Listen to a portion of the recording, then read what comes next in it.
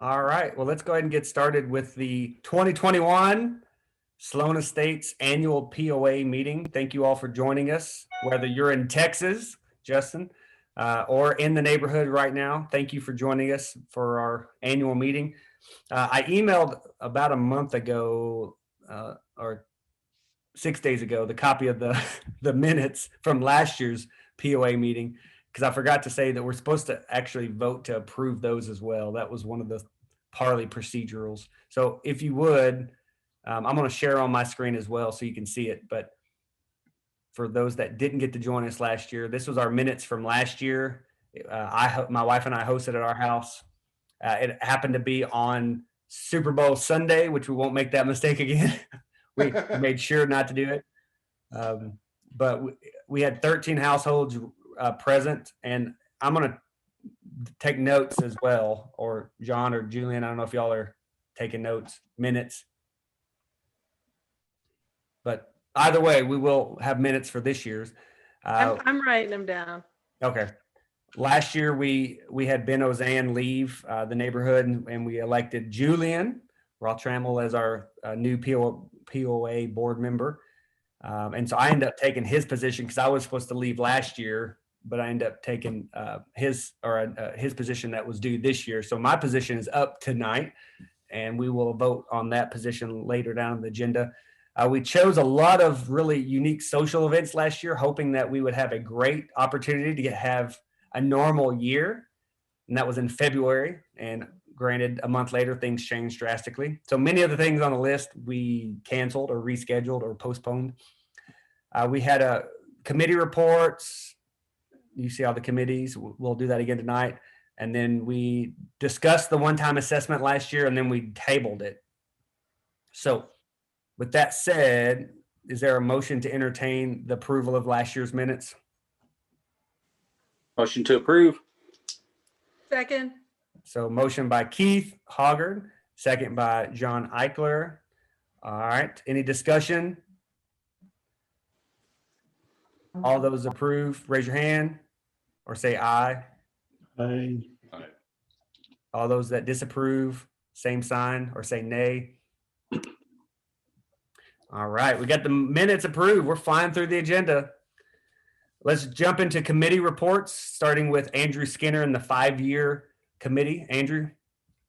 Sure. Good evening, everyone. It's good to see everyone. Hopefully at some point we'll get to see each other face to face, perhaps not wearing a mask. Maybe that comes later this year. Wanted just to provide a quick overview of the 5-year committee. I'll go over just kind of what we talked about and the committee members. And again, some of the things that we discussed as a committee. There have been some new developments, and so I'm sure we'll discuss that later. But we met in I think it was late October, early November. The committee members that met were Dustin, Chris Wolf, Vicki Patterson, myself, and Dr. Chris Schulte. And we talked a little bit about what we wanted to do as a neighborhood, and kind of looked at a couple different projects that we had kind of discussed as improvements for the board. And so I'll walk through a little bit of what we talked about. First, let me just tell you, the project that is near and dear to my heart, which got laughed out of the committee, was to invest all our money to GameStop. Apparently everyone thought that was a terrible idea at the time. So I'd like to go on record saying, done that, we could have done any project we wanted to, but I was laughed out of the room. But so the 3 projects, and again, it was more than just 3 projects, but kind of 3 areas in which we concentrated on were number one, that front entrance and doing some 2 would be doing some landscape work on the Sagley Lane, Nevis Drive that we own, and then continuing our sidewalk project, which we've done, and we've done some work on that, the front sidewalk there. So Um, as we kind of talked through it, we were going to get some bids back on to pull our money towards, and ultimately we kind of looked at, and again, this is prior to the with our septic stuff, but we kind of looked at maybe making a I don't think it was around $6,000 to $12,000 distribution from making that as a something that we thought was reasonable as a HOA to do a project with. And I think ultimately we settled on the front entrance. We talked a little bit about a lot of the sidewalks we want to continue to do. And again, it's a 5-year committee, so we can look at this. It's do it in stages, but the front entrance, I think felt like had the most immediate impact. And so we talked about a 2-phase approach. And so we submitted, I think we have a bid, which we might address later on in the meeting here, that talked a little bit about how we would do that. Interesting enough, the half cost basically is just the signage, which I found interesting. So there's electrical work involved there. There's landscaping. And so the recommendation to the board was maybe we concentrate on the front, and then we kind of move on to other projects. So we reported back to the board things that came out of that committee that I thought were some really good ideas. The good ideas did not come from me, but from others. I'll just throw out there, maybe doing like a neighborhood fundraising, whether that would be when we all can together, so we could fundraise as a neighborhood. It could be, I don't know how we could do that, but some ideas were, someone could barbecue and we could, sell barbecue sandwiches. And so again, maybe money beyond just doing an assessment. And so that but again, looking at it from a financial impact, trying to make the least financial disruption. We recommend a 2-phase. So we submitted that to the board. Again, the front entrance. I think ultimately what happened is then a month later, 3 weeks found out about what's going on in the front of our neighborhood with the septic system. And so that really kind of put us on pause as we tried to evaluate what the financial impact of that was going to be. And so I think decided was to kind of just pause for the moment and kind of submit what we submitted to the board, and then get some more clarification around just what the financial impact was going to be with the septic system. So that's what we talked about. I would tell you, it's obviously the major issue is funds and what we have in the bank and what we can actually put towards all of these issues. And so looking forward to hearing more about where that money's going. If we want to do a one-time assessment, which we discussed as a group, because again, we realize that there are probably more funds needed than what we have currently. So I'd be happy to answer any questions anybody might have.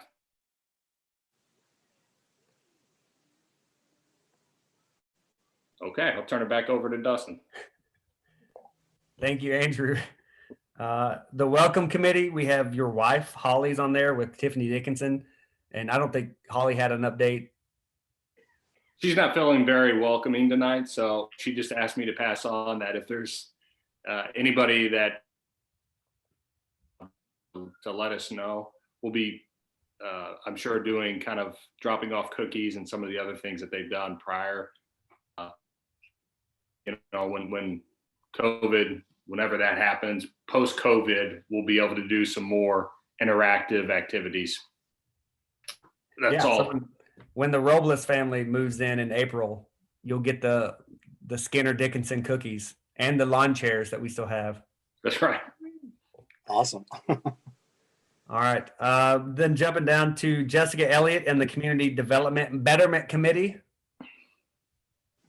Yeah, we don't have much much looking forward to the future, kind of the same issue with the funds. But we did the items that we were working on last time were the fountain, get the fountain in the front repaired, and we got that fixed. And then the sidewalks, we decided just to do that front area to help with the bus rider kids, and then at some point in the future maybe do the sidewalks too. But it's kind of betterment kind of goes in with Andrew's, the 5-year committee too. It's kind of like I guess year 1 of the 5 years. But until we can get the issues with the drainage done, I don't know that we can really be spending much else. So we may have to have another update later.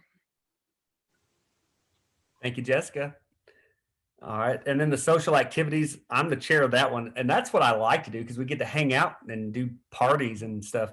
We didn't get to do much of anything last year. The Clemens hosted the crawfish boil informally. We did kind of like a food truck during the virtual fun and field day in May to celebrate the end of school. It was not a lot of socializing last year. So I'm going to table the rest of my report because I'd like to pick some dates that we can potentially just put on the calendar once we get to that. So if you would get your calendars out. So I'm going to skip mine and jump to John Eichler and the bylaws committee.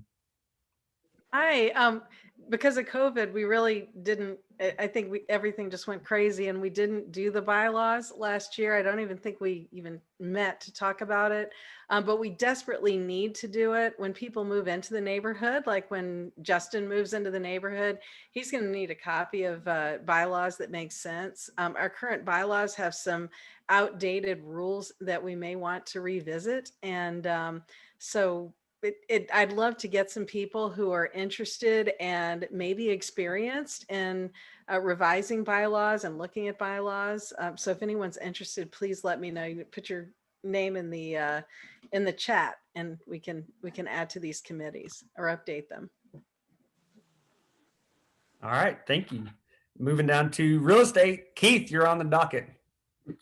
All right. Well, not sure what everybody wants to know, but look, COVID pandemic, doing real estate, the COVID pandemic didn't really affect us much. In fact, it may have helped quite a bit. Home prices are continuing to rise pretty steadily. We're about 9.5% year over year in home sales and in home prices from this time last year. And I think a lot of factors, including the pandemic.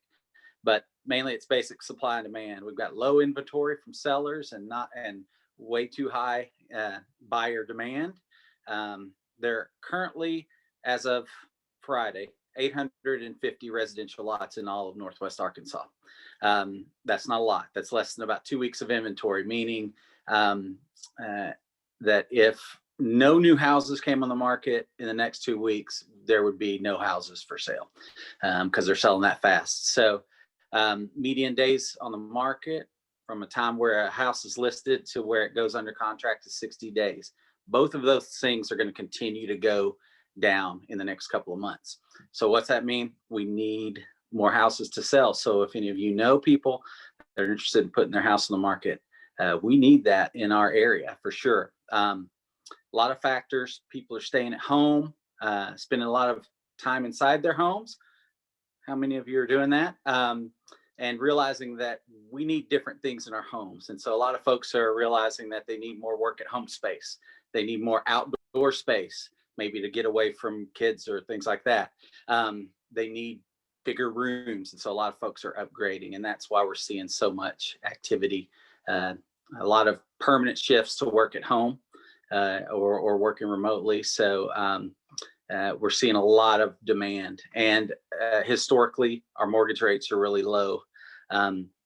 They went up a bit on Thursday because there was a volatility in the market due to Andrew's GameStop play, but they came back down. I mean, at right now, as of Friday, a 30-year fixed loan is about 2.75%.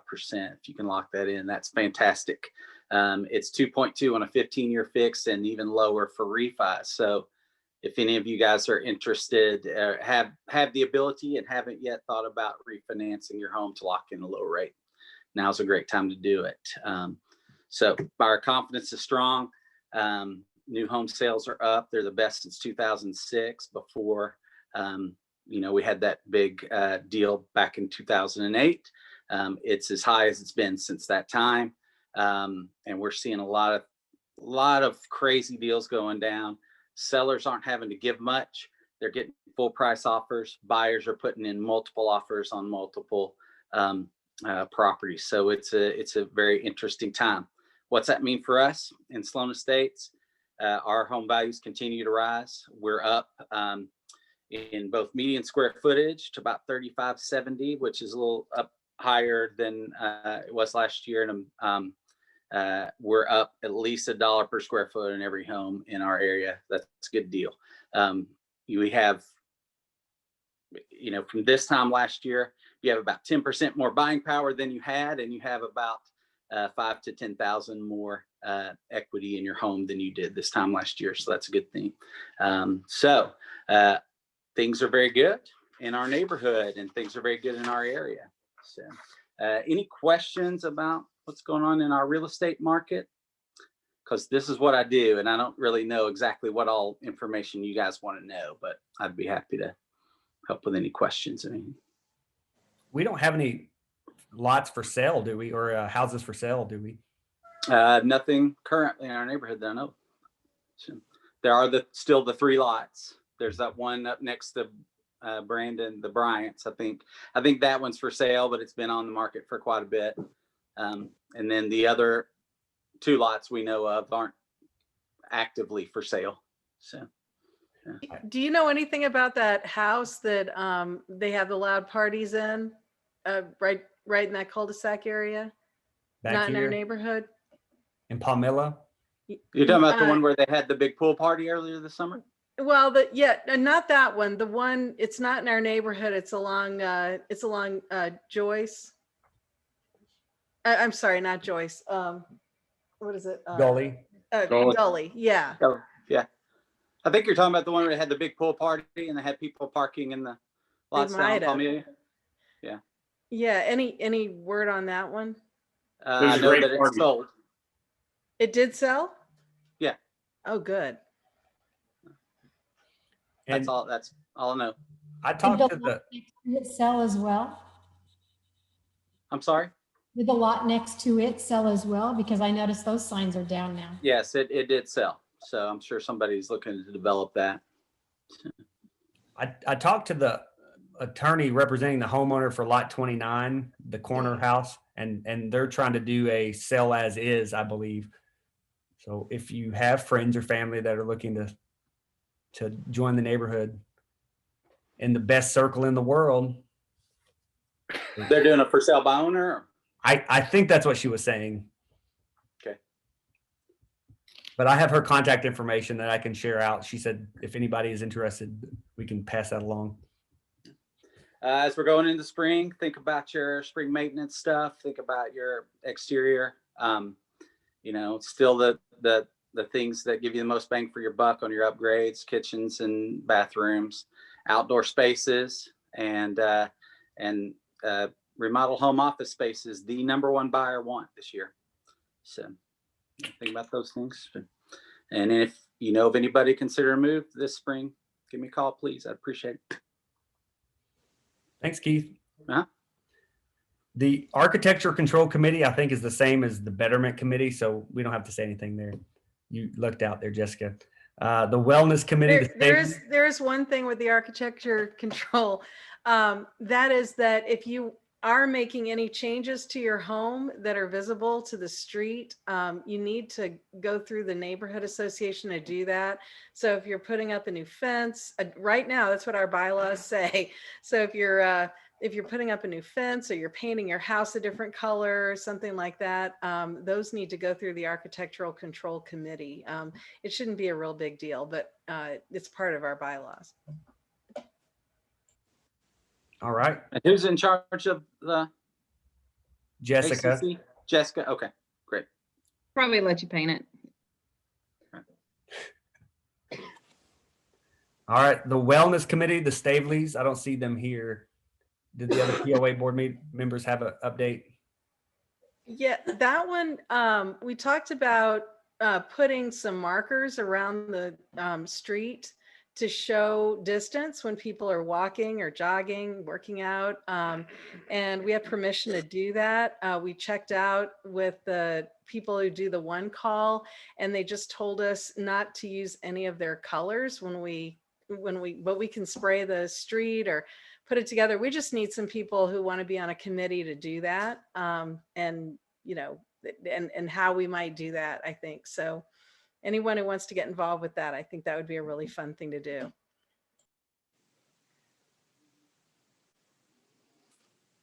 Should they contact you? Yeah, you can contact me or the Stableys. Do you think Jill Schulte would do it? Chris? He said yes. Okay. I'd We'll have her that. email it. All right. Any other committee updates? All right. I'm going to turn it over to Julian, who's going to discuss our one-time assessment vote. He'll go through the discussion of the different amounts and what they're going towards and entertain questions. If hopefully, if you have had a chance to join us at the December meeting, you saw the update from Mineco regarding our wastewater system and the required permit that we have to comply by January 1st, 2021, at an estimated cost of around $15,000 to $18,000. So I'm going to turn it over to you, Julian. All right. Hopefully you aren't getting blindsided by this. You've heard about this before, but we've got a one-time cost on our wastewater system of $15,000 to $18,000, and that's not a negotiable. That's a we've got to do it type thing. And then we also have the front entrance. We've heard about that being woefully in disrepair after years and years of neglect. We're estimating those costs, I hope this is high, at about $12,000 for repairing the electrical, pulling all the signs off and replacing them, the lights, and finally, hopefully getting the fountain fixed once and for all. So those two items combined, spread over 54 lots, although we're not having 54 lots pay currently because some of the lots are empty and then some of them just aren't paying. Although we do put a lien against them, so when they do sell that house, we collect the money. But if you take that 30,000 roughly, divide it by 54 lots, you come up with $550. And we're proposing a $450 assessment one time to cover those costs. So that fix our septic system, our wastewater system, and fix up the front. If you wanted to pay the $650 assessment that Dustin referred to in the email, that would also get us another sidewalks, set of sidewalks put in, and just give us a bigger cushion. Right now we're holding, hopefully, what did we say, Dustin? 10 grand in reserve. It's just under 10. It's like 89. So that was in case, as the wastewater folks said, if lightning hit that system, it cost us 10 grand to replace it. So that'd be our emergency slush fund that we would have to have there in case of lightning or disaster on the sewer system. Questions on the wastewater or the front entrance? So in this meeting, we're deciding whether we want to have a $450 assessment or a $650 assessment. So I think, Dustin, you want to call a vote?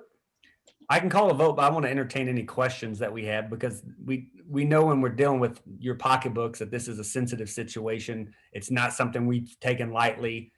We tabled it last year. We didn't realize it was going to be a requirement. When we first talked to Mineco, they said the worst case scenario was going to be like a $10,000 fee if the lightning struck the plant, which was very unlikely. And then ADEQ came in and said, no, you're going to have to do this, this, and this based on the conversation we had in December with the consultants in Mineco. And they're like, it's anywhere between 15 to 18 grand. And we just don't have that. We bring in 16,000 annually. We spend 10,000 annually in maintenance for lawns, water, electric, and so forth. So we basically have a cushion of about $6,000 that we use for betterments and updates. So we just don't have $15,000 to $18,000 to pay for and have a reserve. So that's why we've proposed the 450 or 650 option per household to cover that expense. But we want to make sure everybody has input before we formalize the vote. Yeah, so I'll ask a few questions.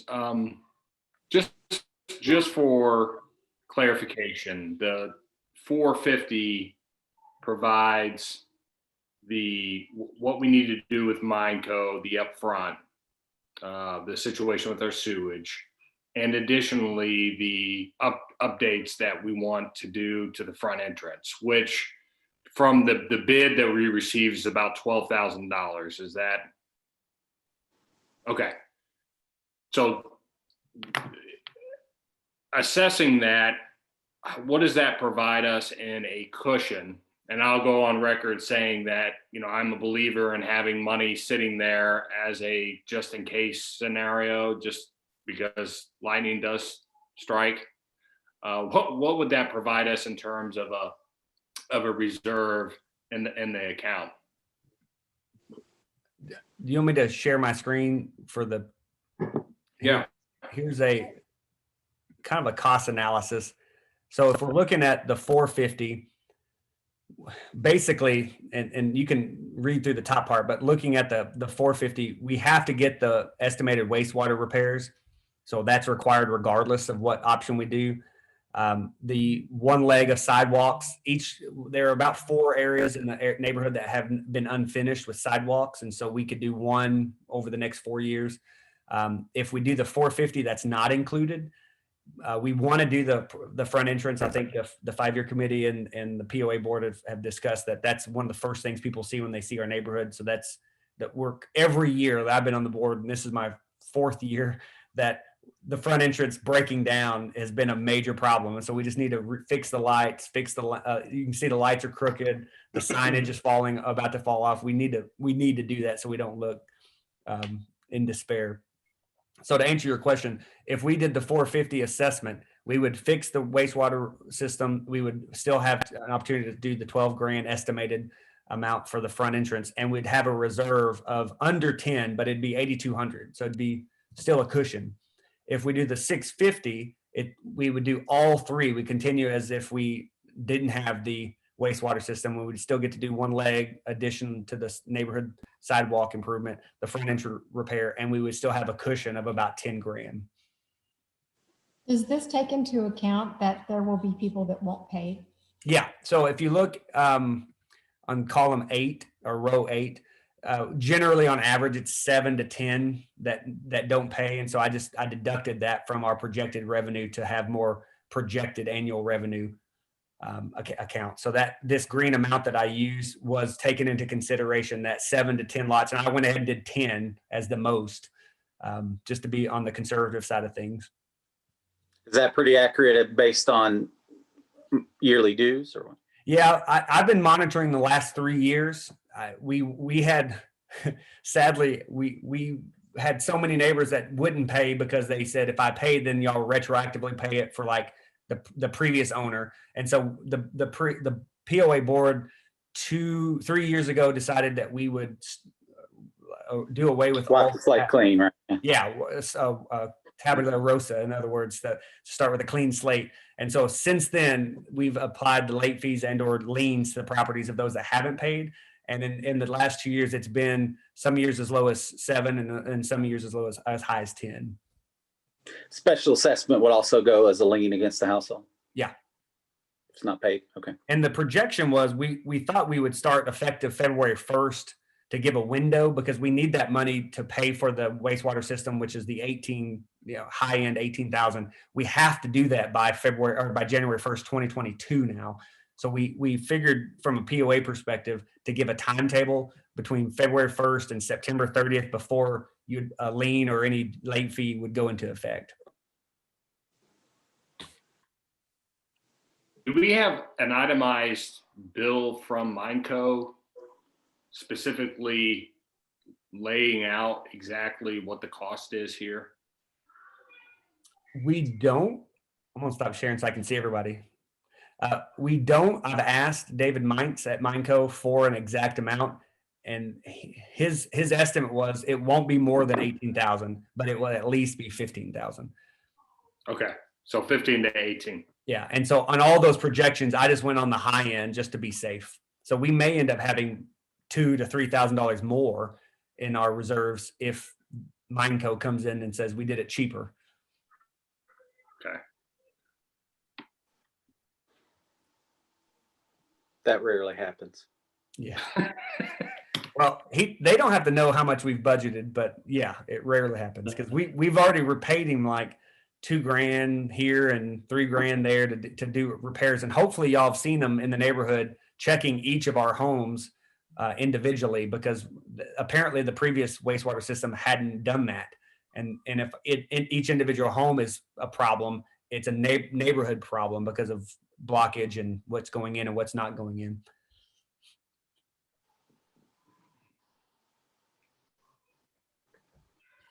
Do we have an idea of, we make these improvements, what the expectation would be for further cost to the neighborhood? From Mineco, Yeah. my understanding from talking about it, and he told us when he took over the company in 2019, I think it was 2019. It all blurs together now in 2020. But when he took over the company from New Water System, that a $10,000 reserve would be as much as we would ever need. So when we got this hefty bill for 15 to 18,000, I was like, come on, man, that's almost double what you told me we need in reserve. So that was a big shock. And I don't anticipate, given what we've paid him and what we are anticipating to pay him, for anything more than that. Okay. But we would still have, with the 450 and the 650, we would still have $8,000 to $10,000 in reserve to cover any unexpected costs. Which I can tell you, being on the board the last 4 years, every year we have unexpected costs. Yeah. Okay. Any other questions? Seeing as how we're only about a third of our 54 lots represented here, is there another way that this word is going to be gotten out to all the neighbors? Is there a letter being sent by Real Clear Neighborhoods or by the board or anything like that? I mean, I think a lot of people just don't understand what's going on with the septic outside of those of us that have been involved, or what an assessment is and why that's important to actually pay it. So, does that make sense? Well, and if I were to chime in, we did toy around with the idea of increasing dues because we need to do that at some point. A very random dues amount, and it doesn't cover our expenses very well. And we decided to table that and to do an assessment so that it didn't get lumped in, and then suddenly our dues are super high, and the assessment, that amount never goes away. And so we wanted to keep it very separate. We can do a survey. It looks like, what do we have? How many people have to vote, Dustin? So according to bylaws, and we did clarify with our property manager, I thought he was going to be here tonight, Andy Haig at Real Clear Neighborhood. According to the covenants, the POA is authorized to come up with any amount of assessment that we want, but that seems problematic if we just want to say we're going to do $1 million assessment. So the way the covenants are written, the board is authorized to do it without a vote. So there's no quorum needed. However, if we were to update the bylaws or do anything that were more procedural, we do need a 25% of the 54 lots, which by my records, we have 15 of the 54 lots. And so we are above that 13.5 threshold. So we have a quorum now to justify it. We're never going to have 100%. As you saw last year, we had 13 homes. This year we have 15 homes. And we are still talking about the one-time assessment, which directly affects every neighbor or lot owner in the neighborhood. And just for clarification, what happens if someone doesn't pay this assessment? Can you walk us through what that process looks like? Yeah, I can. So the POA is we hire a property management company for. I like your cat, Justin. I think he likes you guys I think he too. likes, yeah. That's But privacy. But we have a property manager, the Real Clear Neighborhood, that manages. They'll send out letters to every property owner with their dues. As y'all should have already received your 2021 dues assessment letter, and it will be very similar to the same process. Once we officially vote on it and the board approves, then we'll authorize Real Clear Neighborhood to send that out to all the neighbors and say, this is your one-time assessment fee of X number of dollars. You'll have this window to make payment. The good part about Real Clear Neighborhood is they can do electronic payment in installments. So if you want to pay $50 a month, $100 a month, whatever it is, you can set it up individually and do that.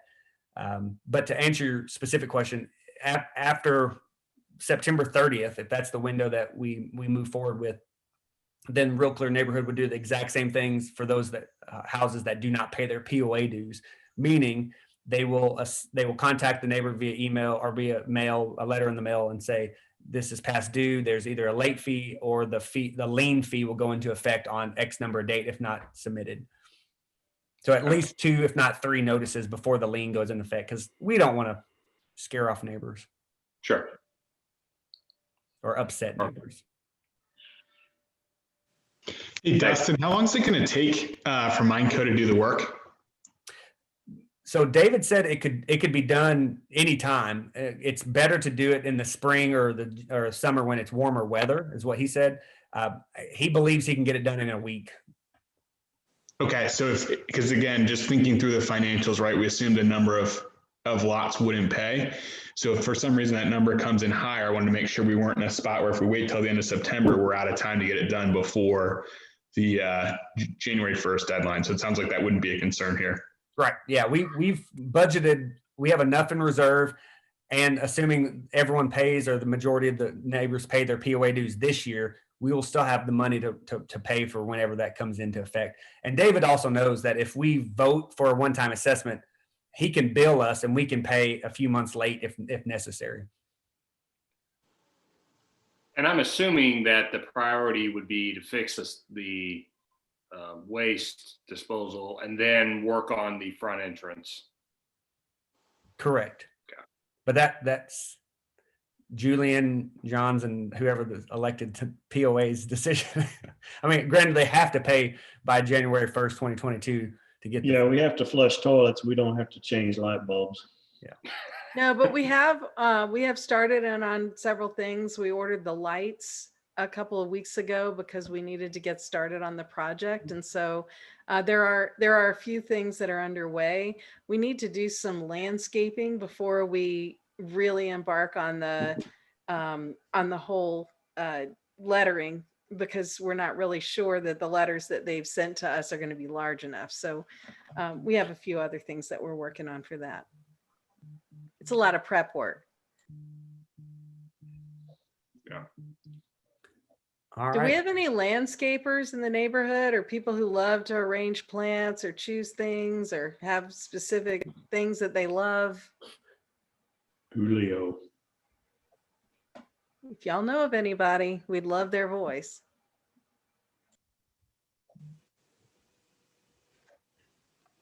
All right. If there is not any other discussion, I can call for a vote.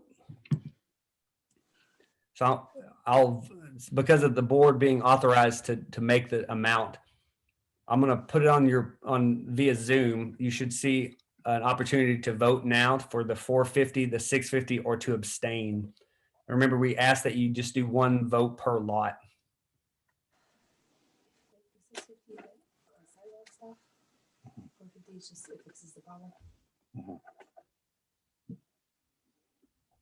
It's actually pretty close. I can see it on my end.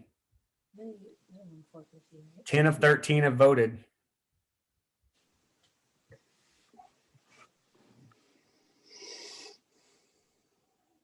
There's still one individual who hasn't voted. That might be me, and I can't seem to vote because I've got the other side of this host thing. No, I'll just vote again then. 13 of 13 have voted. All right. It's almost split. Are you seeing it, Julian? Yeah. So, technically it is split. Can y'all see the results now? We had one neighbor vote for the 450, so it would be a 7-7 vote. Dustin, I wonder if we should send out a larger Qualtrics survey or something that gets a bigger sample.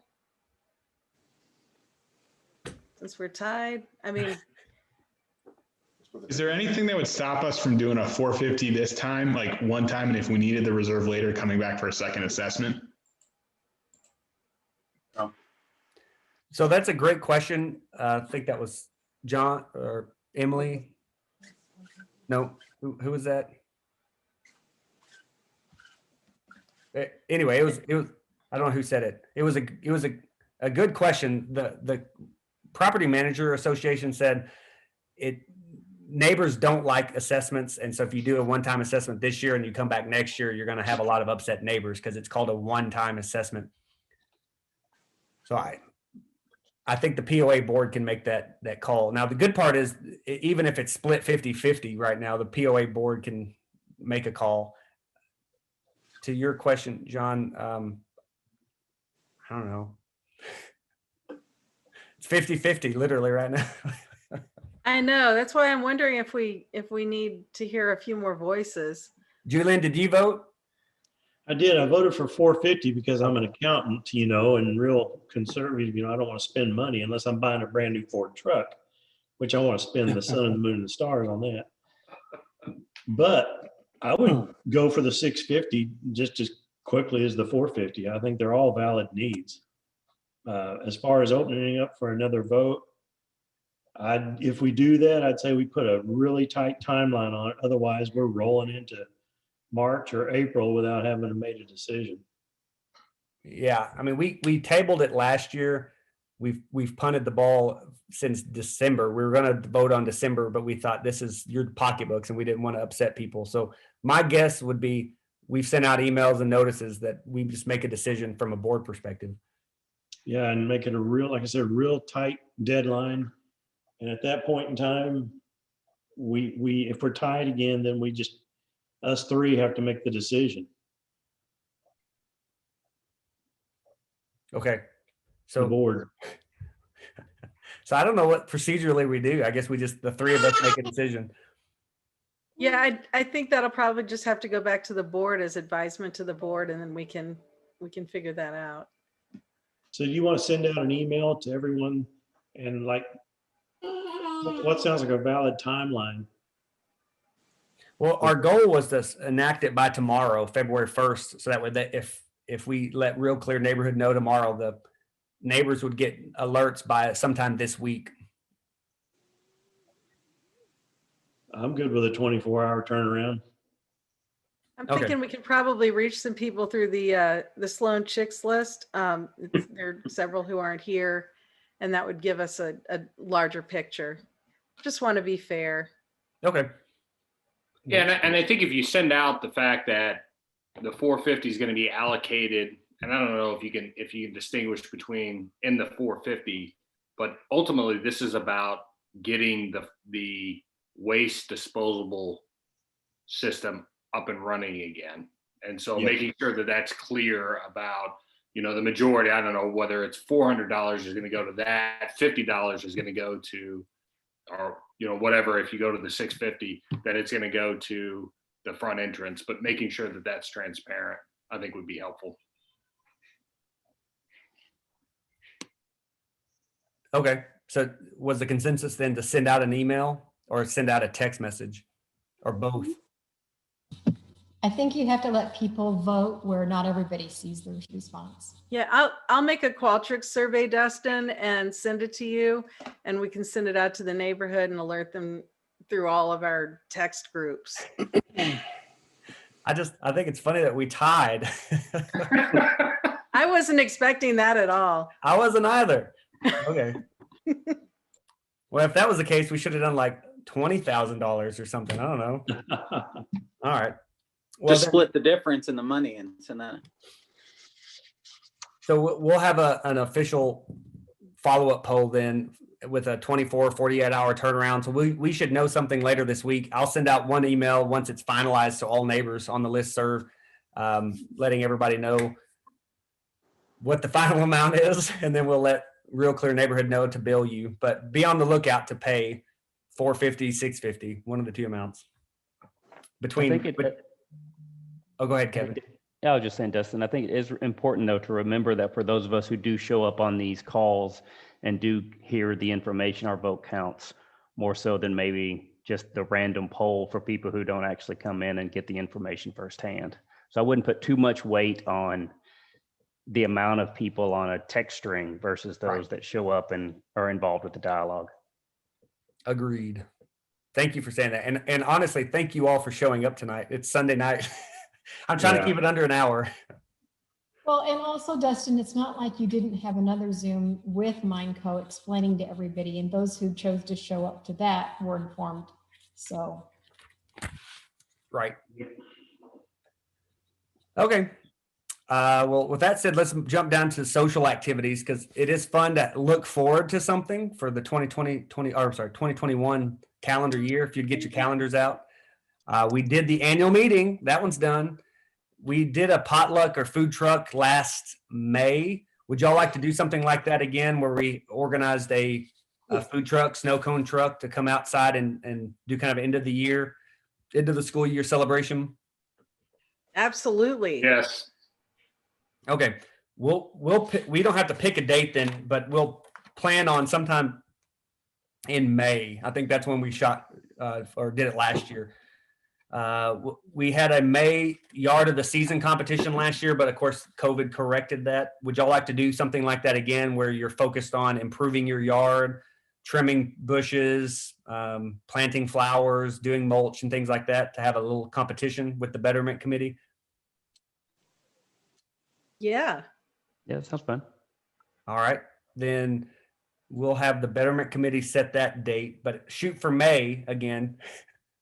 As a opportunity, we'll have a little competition for house to house. We did the neighborhood golf in April or May. Would y'all like to pick a Saturday or Sunday that we can do that again?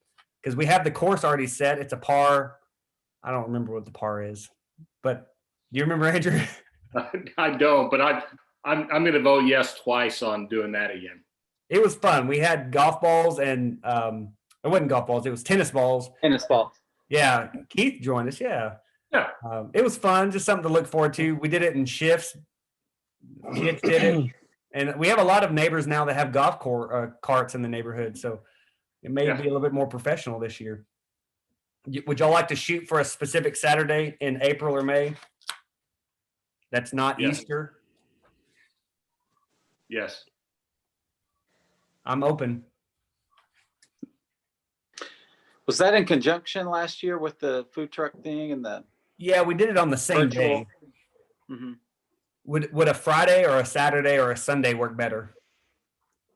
Didn't we do it for a whole weekend, Dustin?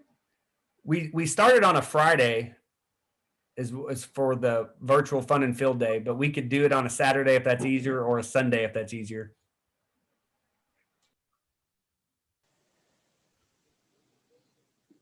I vote Saturday. Okay, Saturday it is. I'll just pick a Saturday in April or May that's not Easter. Yeah. And we probably shouldn't do Easter eggs this year, just given the fact that not everybody's gotten their COVID vaccination and the comfortability of passing stuff. But so we will postpone that one for this year. But looking at the next option was the garage sale in the summer. Do we want to postpone that as well? Or do y'all want to do a garage sale? Oh, yeah. We table it for I've got a now lot just of to kind stuff of to get rid of. see how summer goes. Yeah, I mean, I guess people could, if people are comfortable, they could do it. Not everybody has to participate. So I was going to say table it till we kind of see what summer looks like from COVID standpoint. But I mean, I know people still did yard sales So we could just have the day set, I mean, that's all we do is pick a day and advertise it, and then people could tune in if they want to. I'm down. I've got a bunch of stuff to do. We'll table it then and let the social committee decide when it gets closer if it's safe or comfort level. The fall block party, we did a back to school party 2 years ago. We didn't do one this last year, but the first day of school projected for Fayetteville is on Friday, the 13th of August. So we could do something that weekend, the 14th, or we could do something more in the fall, like in October. And it might be fun to do it in conjunction with our shot clinic, because we had a neighbor in the Palmilla neighborhood that did the flu vaccination. Did y'all like that? Do y'all want to do that again? Yeah, and she even talked about maybe expanding that to other ones that people need. COVID Would be vaccine. really COVID nice. vaccine. Well, I don't know about the COVID, but tetanus shots and things like that. Okay. So I'll get with forget her name offhand, but I'll get with her to set up whenever they can do a shot clinic. I think we did it early September, so we may try to do it in conjunction, kind of a fall block party / shot clinic. Okay, on Sunday, October the 31st is Halloween. And I really liked Halloween as a dad to have a parameter of a start and a stop time. So that way it wasn't like people ringing the doorbell all ends of the night. Were y'all okay with doing that again? Yeah, it was really good this year, Okay. even with all of the restrictions. Yeah. Well, then let's plan on 5 to 7, or did you want to do 6 to 8? Do you have a preference? On a Sunday night, it might be better to do it at 5. Especially with daylight saving time will have already started, so it's going to be getting dark. Okay. Agree. Then put on your calendars. We'll do a neighborhood trick or treat, kind of similar what we did last year, where we said go out on your driveway, unless more information will come out. But plan on similar to what we did last year, from 5 to 7 on the Sunday, October the 31st. We didn't do Christmas caroling for various reasons. Does anybody have a preference or want to do something like that? I do. I know you do. Okay, we'll entertain that idea as well. And then I know Derek and Whitney did the crawfish boil in May and June. I think June is the latest we could do it. Would y'all feel comfortable doing something like that again, or any other ideas? We could do the crawfish boil in addition to the neighborhood golf at the same time. That would be a lot. probably Yeah, I like that idea. I think the later we can do it, the better. However late we can stretch it. Because I know the universities are talking about staying in masks through the summer, so that sounds probably like what other things are going to be like. Well, I showed the last day of school being the 27th of May, so we could shoot for that last weekend, but that's Memorial Day weekend. How about mid-June? Sure. First weekend of June. Y'all want to shoot for the 5th or the 4th? Yeah, I think it's a good target. I think also just with the dynamic and the fluidness of everything going on, we might have to push that back, but Yeah, that's a good target date for sure. okay.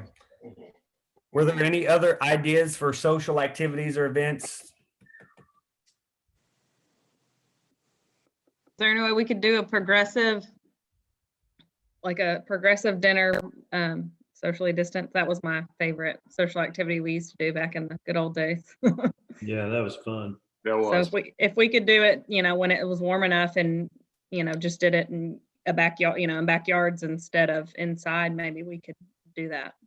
I love Do that like idea. a garden party, or like a Progressive Yeah. garden party.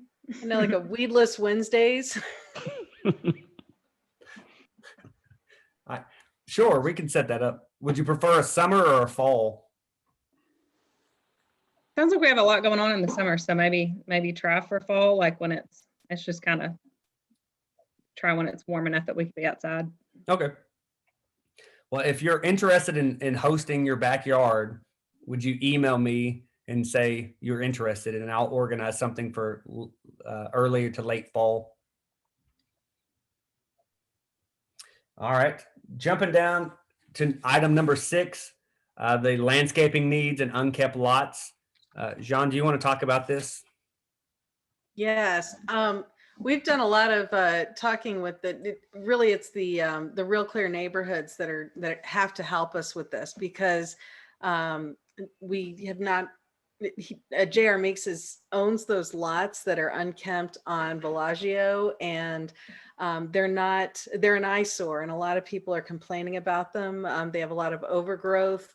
They're little critters that are in there and dangerous to kids. And now people dump things in there. And so we have asked Real Clear Neighborhoods to intervene, and they've approached J.R. Meeks. At this point, they said that they would clean up the lot and mow it down on their own expense. And then they're going to handle it with him, where we just require that he pay us to upkeep those lots. But that's where it stands right now.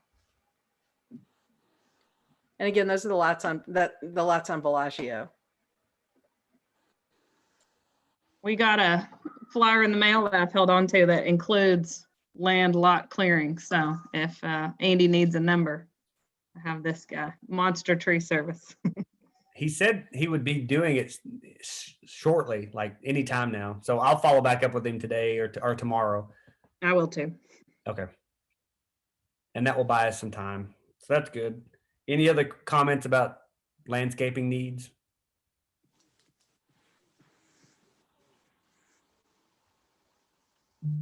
All right.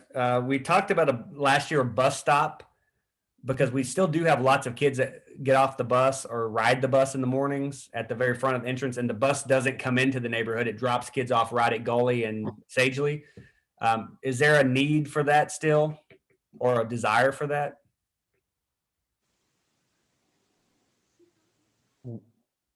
Some kind of structure, Dustin? Yeah, there, like or benches or. We were talking about a concrete pad and just a little covering with a bench there, so when kids are waiting for the bus, they can be undercover. Or if parents are waiting for their kids and the bus hasn't come yet, just creates a little space. And we were saying that, and we talked about this last year too, that it would be a really excellent Boy Scout project, like an Eagle Scout project, if somebody knows somebody's looking for a project. Does anybody know any Boy Scouts or have Boy Scouts? I retired. All right. Well, I left it on the agenda just because we didn't do it this year. I granted COVID changed everything, but. Does Tiffany have a Boy Scout? She has a lot of, not yet. Andrew, did you have something? I saw you unmute. No, I'm saying that's probably a good Eagle Scout project if we could get it. Maybe if we wait, there's enough kids in a year in this neighborhood that in a few years there might be 50 of them. So we'll just keep that in mind. Boy, then we can have like all kinds of landscaping projects. I've already called them all to work on my house, so you guys don't try to grab them. All right. So the last bit of information on the agenda was electing a new board member to the POA, because I'm out. It's been 4 years. Thank you for trusting me. You won't hopefully get any more of those monthly emails and nags unless it's something social related. But with that said, I want to appreciate all of y'all's trust in me the last few years. It's been an honor serving you, but I'll entertain any nominations to be my replacement on the POA board. And well, can I just stop right there? Nope. And just Nope. Yeah, we need to just stop take a right moment, Dustin, for all of us, I think, with the amount of work and effort and dedication you have put into this neighborhood. I marvel at it, and I'm on this meeting at 6 o'clock on a Sunday night. and I wouldn't be here if it wasn't for you. And I think others are on this meeting because of that. So just from my family to you and Vic and the kids, thank you for everything that you've done and given. And seriously, we would not be where we were at unless you were here. So thanks. Yeah, I resonate with that, and we'll be, Dustin, we will have a gift for you, a parting gift for you, and Red wine. thank you for lots of red wine. Is that what you're going to tell us you want? But thank you so much. Dustin is an amazing person to work with. He receives every email. I think he's on every email list. He's going to probably continue to receive every email that comes in and forwarded. He socializes with everyone in the neighborhood. He's easy to work with, and it's just incredible. And we're really going to miss Dustin as a member of the board. He promised us he wouldn't go too far. He's got a very large job that he's assuming that the social side of it, and so he's not disappearing. But we're very, very very appreciative of everything that Dustin has done. Well, thank you guys. When we first started 4 years ago, there were 3 of us. It was the Connors, the Morrises, and my wife and I that showed up. So I'm happy that we've doubled that or quadrupled that to have this many neighbors involved. And it's not just me, it's been a neighborhood. The Year of the Neighbor has been very successful, even though COVID. So with that being said, thank you all. I'm not leaving the neighborhood, but I will entertain any nominations for my replacement. I nominate Vicki Patterson. I'll second that nomination. Thank you, Vicki. All right. Vicki, are you interested in being on the board? Yeah, we don't care. Just put her on there. I know that I won't be able to fill Dustin's shoes, but I'll give it all my all. Do you want to say anything other than that? I mean, like, do you have a platform you want to? I'm just kidding. From the politician. When Julian got elected last year, he wasn't even there, so it was great. That's why I was elected. Yeah. This is a good neighborhood, and I'm excited that we want to make it as good as we can and let everybody be the Year of the Neighbor constantly. All right. Thank you, Vicki, for throwing your hat in the ring. Are there any? Jessica, do you know who this is? Yes, I do. This is our 5-day-old grandson, James Julian. Oh, 5-day-old? 5-day-old. He loves his grandpa. Congratulations. He will not get out of my lap. He's stuck to me like glue. If that baby goes missing, it's Holly Skinner, and I'm sorry. He looks like Julian. Yeah, wrong. Caroline, do you want to babysit? All right. All right. Well, then I guess we have a vote by acclamation. All those in favor of Vicki Patterson to elected to the 3-year term for the POA board, raise your hand or say aye. Aye. Aye. All those opposed, same sign. You go to my face. Congratulations, Vicki. Yay. Well done. All right. And it's 7 minutes after. Were there any other business needed to be discussed? Congratulations, Vicki, by the way. Thank you. And we'll work on the transition stuff. Were there any other POA or neighborhood issues that y'all wanted to discuss?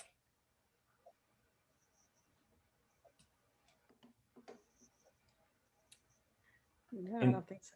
In the world of Zoom, you got to wait like 14 seconds to make it awkward because people are like, I got to figure out how to unmute.